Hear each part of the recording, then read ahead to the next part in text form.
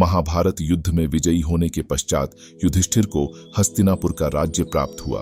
श्री कृष्ण और महर्षि वेद व्यास जी ने युधिष्ठिर को एक यज्ञ का आयोजन करने के लिए कहा। पांडवों ने एक यज्ञ का आयोजन किया। उनके इस यज्ञ में हजारों की संख्या में राजा, महाराजा, आर्षि, मुनि और ब्राह्मणों को आमंत्रित किया गया। पांडवों ने दिल खोलकर याचकों को दान दिया, जिससे हर कोई युधिष्ठिर द्वारा किए गए यज्ञ और दान पुण्य की प्रशंसा करने लगे, जिससे युधिष्ठिर के मन में अहंकार पैदा हो गया। युधिष्ठिर का अभिमान देखकर भगवान श्री कृष्ण ने विचार किया कि इस प्रकार के अभिमान से तो किया गया पुण्य नष्ट हो जाएगा, इसलिए युधिष्ठिर का अभिमान तोड़कर उनके द्वारा किए गए पुण्य को नष्ट होने से बचाना चाहिए। उसी समय एक नेवला वहां आया, जिसका आधा शरीर स्वर्ण का था। वह वहां यज्ञ भूमि में लौटने लगा। नेवला युधिष्ठिर से कहने लगा कि मैंने सुना था कि पांडवों द्वारा करवाया गया यज्ञ सबसे वैभवशाली और बड़ा है, लेकिन मेरी दृष्टि में इस यज्ञ की कोई महानता नहीं है। वहां उपस्थित लोग कहने लगे कि यह तुम ऐसा क्यों कह रहे हो, हमने तो इससे बड़ा यज्ञ कहीं नहीं देखा। नेवले ने बताया कि पांडवों से भी महान यज्ञ वहां था, जहां लौटने पर मेरा आधा शरीर सोने का हो गया। नेवला कथा सुनाने लगा कि एक गांव में एक ब्राह्मण अपनी पत्नी, पुत्र और पुत्रवधू के साथ रहता था और जो भी खाने को मिलता उसको मिल बांट कर खाते थे। एक बार गांव में अकाल पड़ा तो कई दिन उन सबको भोजन नहीं मिला।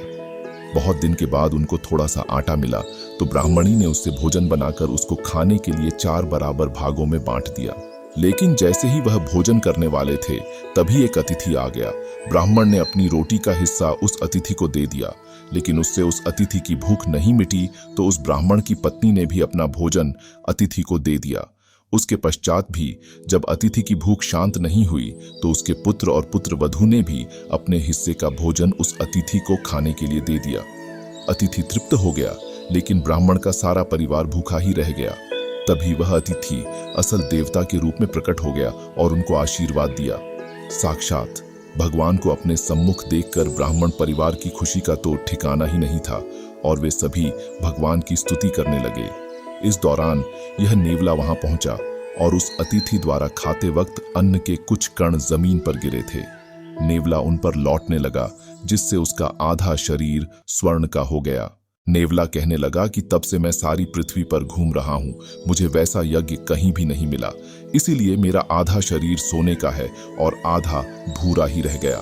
जब मैंने पांडवों द्वारा करवाए गए इस महान यज्ञ के बारे में सुना तो मैं यहाँ चला आया ताकि मेरा पूरा शरीर सोने का हो सके, लेकिन मैंने पूरी यज्ञ भूमि पर लौटकर देख लिया, परंतु मेरा शरीर सोने का नहीं हुआ। इसीलिए महाराज युधिष्ठिर द्वारा करवाए गए इस यज्ञ की मेरी दृष्टि में कोई महानता नहीं है। नेवले की बात सुनकर युधिष्ठिर के मन में यज्ञ को लेकर जो अहंकार पैदा हुआ था वह चूर हो गया। फिर युधिष्ठिर श्री कृष्ण से उस ब्राह्मण द्वारा किए गए दान की महानता के बारे में पूछा तो श्री कृष्ण कहने लगे कि महाराज, आपने निसंदेह महान यज्ञ का आयोजन किया था, लेकिन वह आयोजन आपने अपनी कुल संपत्ति में से कुछ भाग गरीबों, ब्राह्मणों और याचकों को दिया। लेकिन उस ब्राह्मण और उसके परिवार ने अपनी भूख की चिंता किए बिना अपना भोजन उस अनजान अतिथि को दिया, इसलिए उसके यज्ञ को नेवला ज्यादा महान कह रहा है।